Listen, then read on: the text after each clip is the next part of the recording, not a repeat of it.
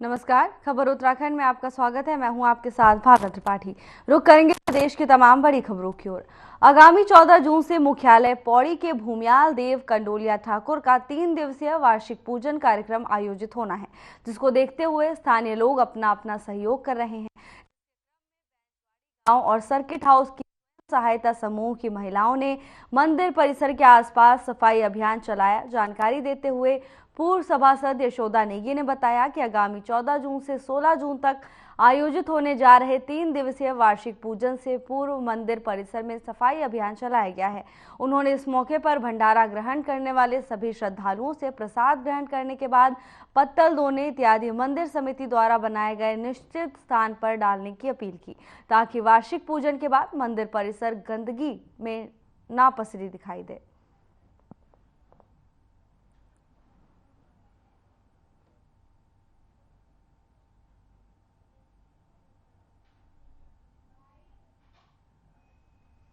आज हमने कंडोलिया भगवान के स्थान पर सफाई अभियान चलाया और हर वर्ष मेरी महिला शक्ति के द्वारा यहाँ पर सफाई अभियान चलाया जाता है।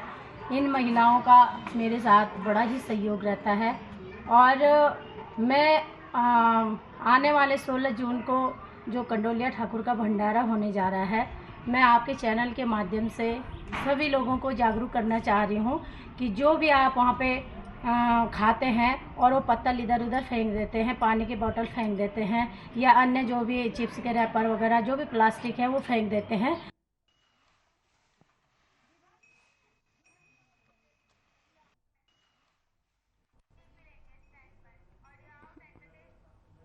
कुमाऊं के पहाड़ी क्षेत्रों में पर्यटन को बढ़ावा देने के लिए डबल इंजन की सरकार दावा करती है। बावजूद इसके अल्मोड़ा के कई पर्यटक स्थलों पर शासन और विभाग का ध्यान नहीं है। शासन और विभाग की उपेक्षा के कारण अल्मोड़ा का सिमतोला इको पार्क बदहाल हो गया है। करोड़ों की लागत से पर्यटन के लिए डेवलप किए गए सिमतोला इको पार्क में लगाए गए दर्जनों झूले देखरेख के अभाव में टूट गए हैं, जबकि पर्यटन को बढ़ावा देने के लिए यहाँ साहसिक एक्टिविटी भी बंद हो गई है। जबकि पर्यटकों के आकर्षण का केंद्र वॉच टावर सहित अन्य स्थान पूरी तरह खराब हो गए हैं। वन विभाग के आला अधिकारियों का कहना है कि सिमतोला इको पार्क में नगर वन योजना के विस्तृत डेवलपमेंट के लिए शासन को प्रस्ताव भेजा है। खबर अल्मोड़ा से है। प्रशासन की लापरवाही सामने आई है। आपको बता दें कि इको पार्क में व्यवस्थाएं बदहाल नजर आई हैं, जिसको लेकर प्रशासन की ओर से जानकारी दी गई है कि उसे ठीक करने का प्रस्ताव भेजा गया है। डबल इंजन सरकार की ओर से लगातार उत्तराखंड में पर्यटन को बढ़ावा देने का दावा किया जाता है। इसके बावजूद भी कई स्थलों पर अव्यवस्था देखने को मिली है, जिसको लेकर प्रशासन की ओर से सफाई दी गई है कि व्यवस्थाओं को दुरुस्त करने के लिए प्रस्ताव भेजा गया है।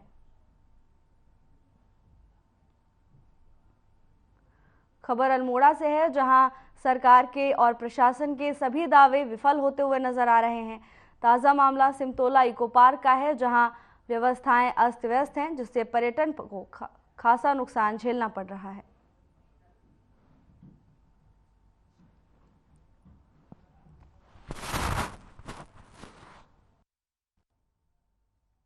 ये सिमतोला जो इको पार्क है, इसमें अलग अलग समय पे कार्य कराए गए हैं और जैसा आपने कहा कि इसमें और इन्वेस्टमेंट और कार्य कराने की ज़रूरत है। तो इसके क्रम में मैं इस प्रभाग से इसको नगर वन योजना जो भारत सरकार की योजना है उसके तहत एक विस्तृत डेवलपमेंट के लिए इसकी डीपीआर तैयार की गई है, जो उच्च स्तर पे प्रेषित की जा रही है। और यदि ये स्वीकृत हो जाता है तो तुरंत ही आप देखेंगे कि हम जो इको टूरिज्म जो सिमतोला इको पार्क है उसमें काफ़ी कार्य किए जाएंगे और उसको एक अच्छे तरीके से उसको रन किया जाएगा।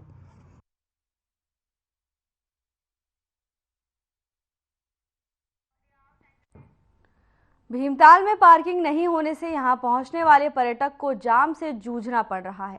मल्लीताल तिकोनिया से डाट की तरफ जगह जगह पर बने बोर्ड स्टैंडों में सड़कों के किनारे खड़ी गाड़ियों से आए दिन जाम लग रहा है, जिससे स्थानीय लोगों और स्कूली बच्चों को दिक्कतों का सामना करना पड़ रहा है।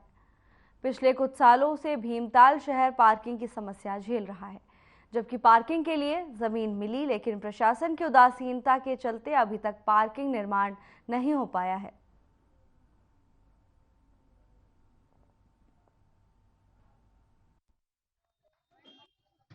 आज से 7 साल पहले पार्किंग की घोषणा हुई थी, लेकिन अभी तक धरातल पे पार्किंग की कोई मजबूत नींव अभी तक नहीं हुई है कि ये लोग कहाँ पार्किंग बनाएंगे। क्योंकि सबसे मुख्य स्तर है जो मुख्य केंद्र है भीमताल डांट में है। भीमताल डांट में बहुत आवश्यक है पार्किंग की, जिससे यहाँ पर एक दूध वाले से लेकर एक गाड़ी वाला, होटल व्यवसायी, सब लोग पर्यटन पर वो है। और पार्किंग नहीं होने से कम 80% व्यापार यहाँ पर ख़त्म हो रहा है और पर्यटक आता है और परेशान होकर चले जाता है। और सबसे बड़ी यहाँ पर पार्किंग की परेशानी, पार्किंग जब तक नहीं होगी तब तक यहाँ पर का पर्यटन दिन पर दिन गिरते जाएगा। मैं शासन प्रशासन से कहना चाहूँगा कि एक तरफ आपने जो नैनीताल को पर्यटकों की गाड़ी जाने से रोक लगाई है, वो सारे पर्यटक भीमताल में आते हैं। आपको पता है भीमताल में आने के बाद यहाँ पे पार्किंग की एक भी सुविधा नहीं है।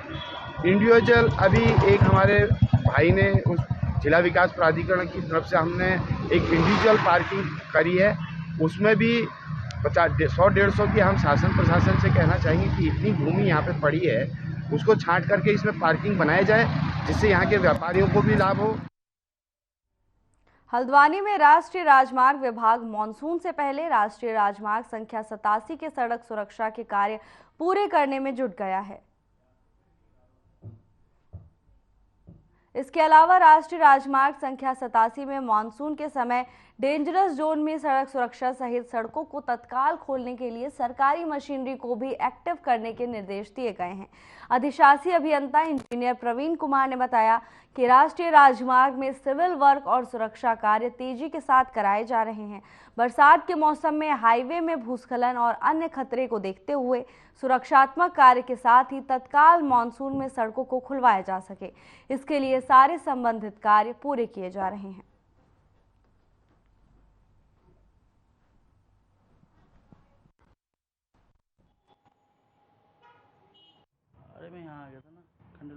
हमारे जुरिस्डिक्शन में NH 87 एक्सटेंशन है, जिस पे किलोमीटर 0 से लेकर 45 तक काम चल रहा है और उसमें बिटुमिनस वर्क चल रहा है जो मानसून प्रारंभ होने के दिन तक चलता रहेगा। उसके अलावा सिविल वर्क चल रहे हैं जिसमें मानसून से बहुत ज़्यादा फ़र्क नहीं पड़ता, क्योंकि सिविल वर्क में बरसात होने से क्योरिंग होती रहती है। और बरसात में जो हमारे वल्नरेबल स्पॉट्स हैं सड़कों पे, उस पे परमानेंटली पूरे मानसून पीरियड के लिए मशीनें स्टेशन रहेंगी, ताकि बंद होने की दशा में बहुत कम रिएक्शन टाइम लगे। इसकी तैयारी हमने कर ली है। कार्य तो पूरा प्रोजेक्ट हमारा है 0 to 45 और उसकी अनुबंध के अनुसार ही अभी समय सीमा बची हुई है।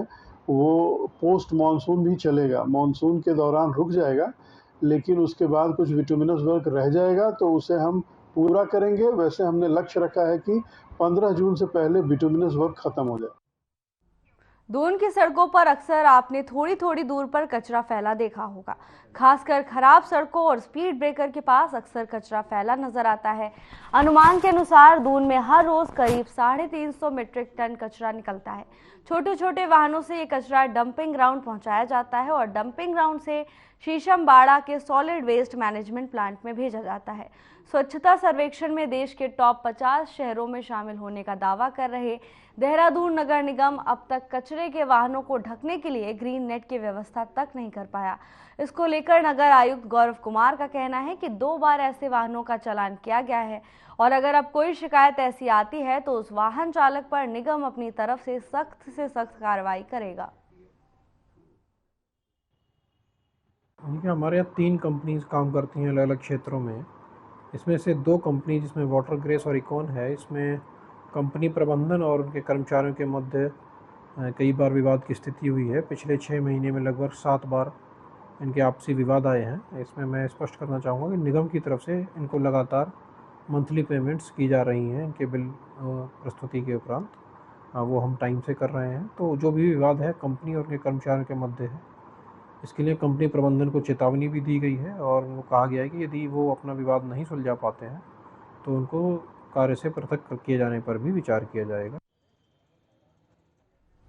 बढ़ती गर्मी के चलते देहरादून के लोगों को खासी दिक्कतों का सामना करना पड़ रहा है, जिसे देखते हुए जिला स्वास्थ्य महकमा भी अलर्ट मोड पर काम कर रहा है।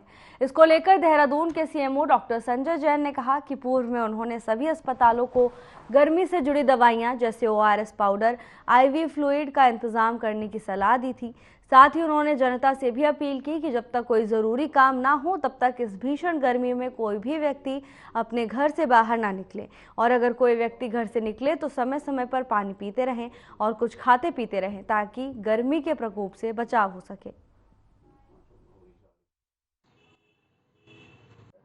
गर्मी के प्रकोप को देखते हुए मेरे द्वारा पूर्व में ही सभी अस्पतालों को ये निर्देश दे दिए गए थे कि गर्मी से संबंधित बीमारियों के जो भी मरीज आ रहे हैं उससे संबंधित सभी दवाइयों का, ORS पाउडर का, IV फ्लूइड का पर्याप्त संख्या में अपने यहाँ स्टोर करना सुनिश्चित करेंगे तथा जो भी मरीज आता है तो उसको समुचित इलाज उससे संबंधित देंगे। इसमें मेरे द्वारा आम जनमानस से भी अपील की गई है कि इस भीषण गर्मी में दिन के समय पर जब तक बहुत ज़रूरी ना हो घर से बाहर ना निकलें, घर में ही रहें, और ज़्यादा ज़रूरी होने पर ही यदि घर से बाहर निकलना है तो उसी हिसाब से पानी पी के घर से बाहर निकलें और हमेशा कुछ खाते पीते रहें जिससे कि गर्मी के प्रकोप से उनका बचाव हो सके।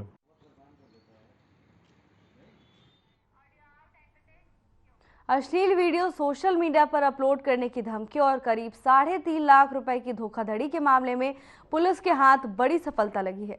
पुलिस ने आरोपी अभियुक्ता को हरियाणा से गिरफ्तार किया है। बता दें कि वरिष्ठ पुलिस अधीक्षक पौड़ी लोकेश्वर सिंह ने आम जनमानस के साथ हो रही धोखाधड़ी की घटनाओं को गंभीरता से लेते हुए अभियुक्ता की शीघ्र गिरफ्तार करने के निर्देश दिए थे, जिसके बाद कोतवाली प्रभारी निरीक्षक मणिभूषण श्रीवास्तव ने एक टीम गठित की जिसने आरोपी को पकड़ने में सफलता प्राप्त की है। फिलहाल पुलिस ने आरोपी को गिरफ्तार कर जेल भेज दिया है।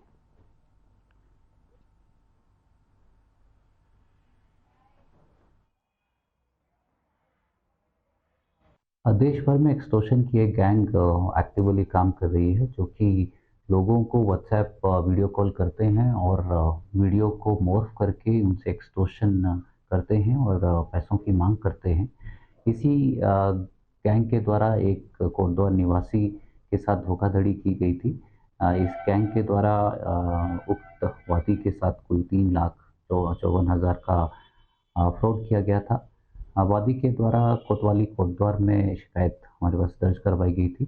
शिकायत पर कार्रवाई करते हुए हम लोगों ने इस गैंग के एक महिला सदस्य को हरियाणा से गिरफ्तार किया है और आज इस महिला को माननीय न्यायालय में पेश किया जाए। डस्टबिन फ्री देहरादून अभियान के अंतर्गत नगर निगम डोर टू डोर कूड़ा उठान अभियान चला रहा है, लेकिन लंबे समय से घरों से कूड़ा वक्त पर नहीं उठाया जा रहा। इस बात को लेकर देहरादून के नगर आयुक्त गौरव कुमार ने कहा कि हमने 3 कंपनियों को कूड़ा उठान का टेंडर दे रखा है, जिसमें से इकॉन और वाटर ग्रेस नामक 2 कंपनियों ने कंपनी प्रबंधन और उनके कर्मचारियों के बीच पिछले 6 महीनों में लगभग 7 बार आपसी विवाद सामने आए हैं। इसके साथ ही उन्होंने कहा कि हालांकि निगम की तरफ से कंपनियों को वेतन समय पर दिया जा रहा है, लेकिन उनको चेतावनी दी गई है कि अगर उन्होंने अपने आपसी विवादों को नहीं सुलझाया तो उनके टेंडर को खत्म करने पर विचार किया जाएगा।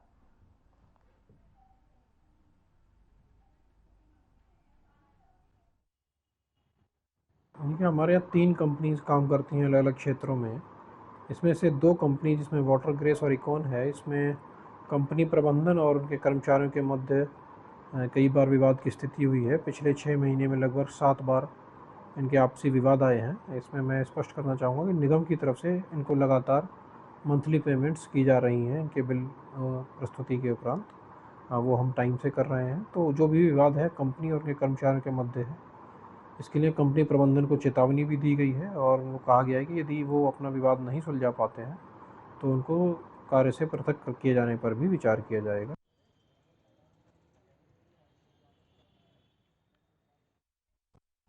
खबर लक्सर से है, जहां लगातार भीषण गर्मी से लोगों के जनजीवन पर बुरा असर शुरू हो गया है। जून के पहले सप्ताह में भले ही गर्मी से थोड़ी राहत मिली हो, लेकिन बीते दिनों से मौसम फिर अपने तेवर दिखा रहा है। तापमान में लगातार बढ़ोतरी होने से दिन के साथ रात को भी गर्म हवाएं लोगों को परेशान करने लगी हैं।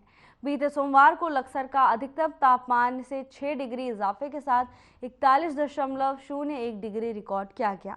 लक्सर में भीषण गर्मी के चलते लक्सर के सामुदायिक स्वास्थ्य केंद्र में उल्टी, दस्त, बुखार के 100 से अधिक मरीज इस अस्पताल में इलाज के लिए आए।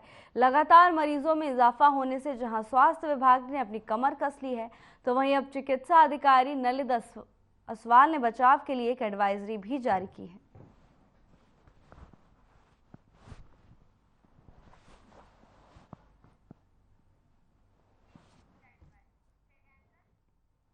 आजकल ज्यादातर मानव शरीर में किडनी की प्रॉब्लम हो रही है। इस विषय पर देहरादून के प्रसिद्ध किडनी विशेषज्ञ डॉक्टर मनोज विश्वास ने कहा कि पूरे दिन में 2 लीटर करीब साफ तरीके से पेशाब होने पर मानव शरीर की किडनी पूरी तरह स्वस्थ है। खराब खान पान की व्यवस्था एवं नियमित व्यायाम न करना किडनी खराब होने का मुख्य कारण है। इसके बचाव के लिए सुबह वॉक करना चाहिए। इसके साथ ही उन्होंने कहा कि दिन भर 3 से 4 लीटर 7 लीटर पानी पीना चाहिए। खाने में तेल युक्त सामान को कम कर देना चाहिए। रुक रुक के पेशाब आ रहा हो, हाथ पैर एवं चेहरे पर सूजन आ रही हो, घबराहट हो रही हो तो तुरंत विशेषज्ञ डॉक्टर को दिखा देना चाहिए।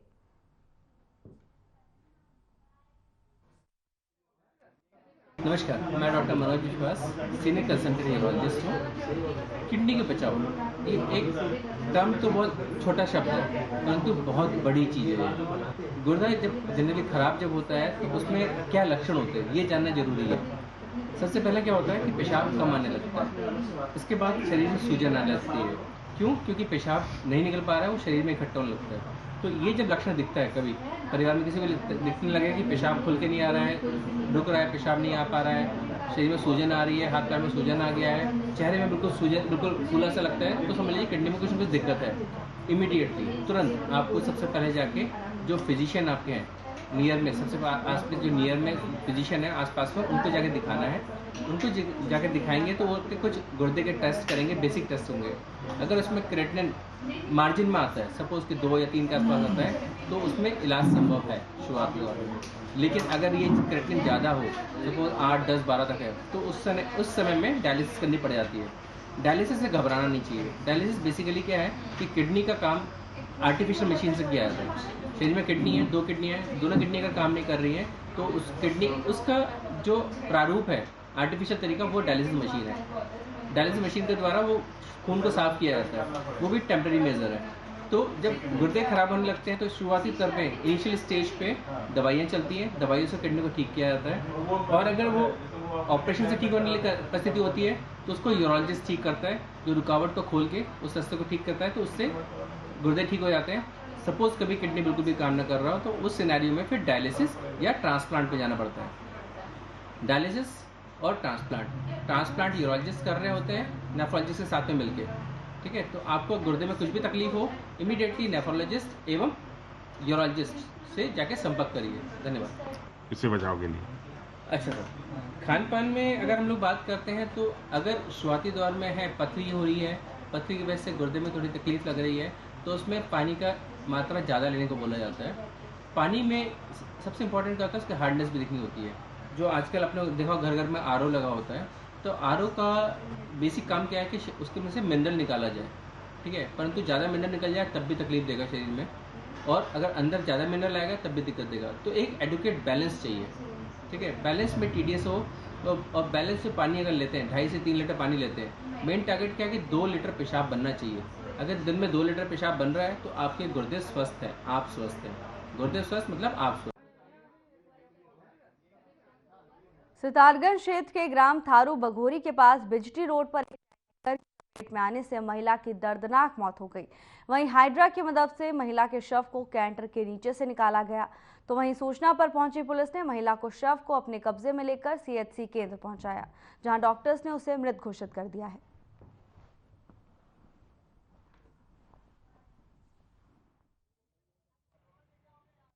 राधा देवी, निवासी थारू बघोरी, उम्र लगभग 40 साल है।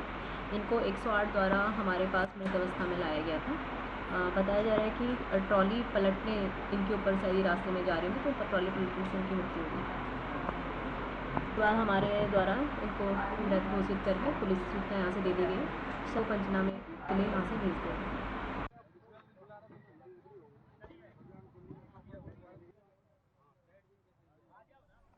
हरिद्वार सांसद त्रिवेंद्र सिंह रावत जगदीशपुरी स्थित बीजेपी कार्यालय में कार्यकर्ता आभार कार्यक्रम में शामिल हुए। इस दौरान सांसद ने जिले भर से आए पार्टी कार्यकर्ताओं का चुनाव में जीत दिलाने पर आभार जताया। त्रिवेंद्र सिंह रावत ने कहा कि अब कार्यकर्ताओं के जरिए अलग अलग कार्यक्रम आयोजित कर जनता का भी आभार जताया जाएगा।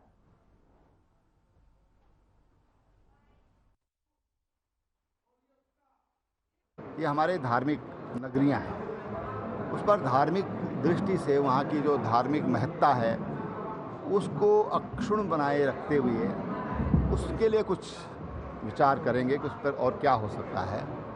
जो यहाँ पर हमारे पर्यटक आते हैं, धार्मिक पर्यटक होते हैं, उनको किसी तरह की दिक्कत ना हो, विशेषकर रोड होल्डिंग की प्रॉब्लम होती है, तो उसके लिए हम हरिद्वार जैसे बाईपास है, रिंग रोड है, वो जो उसे तो दोनों पर काम चल रहा है, तो इसको हम और गति से इसको देने के लिए हम काम करेंगे। हरिद्वार ग्रामीण है, यहाँ पर किसानों की समस्याएं हैं, किसानों की समस्या है, भू कटाव की समस्या है, भूमि पर जल भराव की समस्या है और जंगली जानवरों की समस्या है। रायपुर के महाराणा प्रताप स्पोर्ट्स कॉलेज में खेल मंत्री रेखा आर्या ने अधिकारियों के साथ बैठक की। इस दौरान खेल मंत्री ने कहा कि अधिकारियों को आउट ऑफ टर्न जॉब 4% खेल कोटा को रोस्टर में निकालने के साथ ही अभी तक अधियाचन में भेजे जाने के ऊपर जल्द पूर्ण कार्रवाई करने के निर्देश दिए हैं।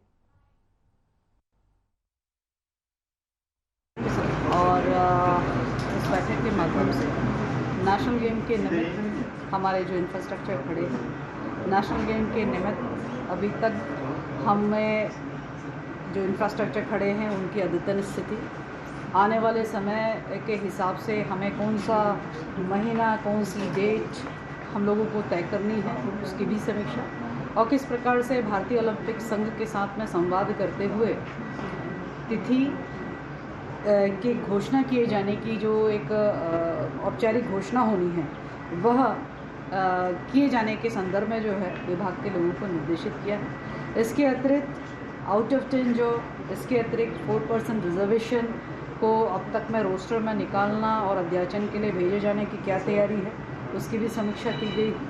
और इसके साथ ही आउट ऑफ 10 जॉब में चूँकि एक नया संशोधन हो रहा है और पुनः आउट ऑफ 10 जॉब के लिए हम लोग विज्ञप्ति निकालने वाले हैं।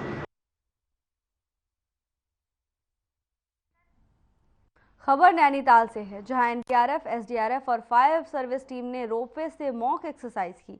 मॉक एक्सरसाइज के तहत ट्रॉली को अचानक रुकवाकर ट्रॉली में सवार लोगों को रोप के सहारे सकुशल रेस्क्यू किया गया।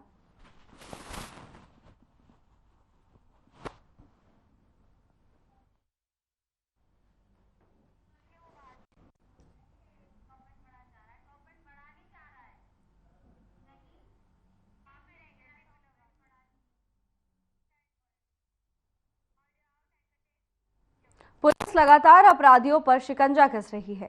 पुलिस ने साइबर ठगी करने वाली एक गैंग की महिला को हरियाणा से गिरफ्तार किया है। आपको बता दें कि ये गैंग लोगों को वीडियो कॉल करके वीडियो को अभद्र तरीके से एडिट करते थे और पीड़ित से फिरौती की मांग करते थे।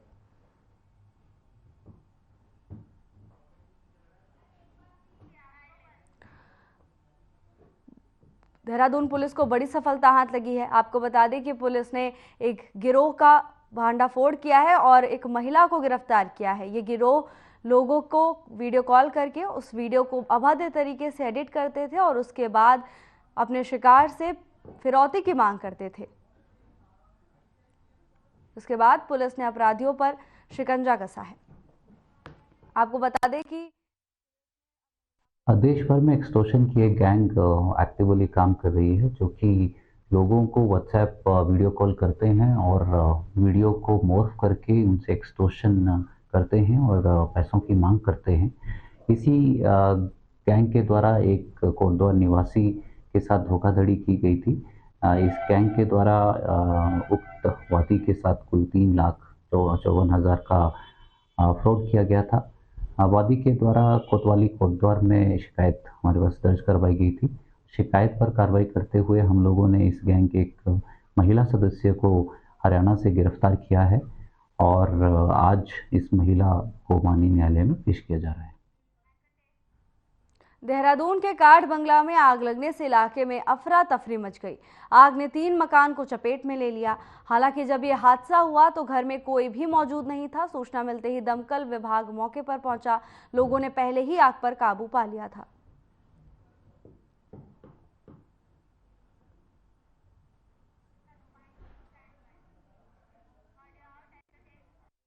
फिलहाल के लिए बस इतना ही। जल्द हाजिर होंगे नई अपडेट्स के साथ। नमस्कार।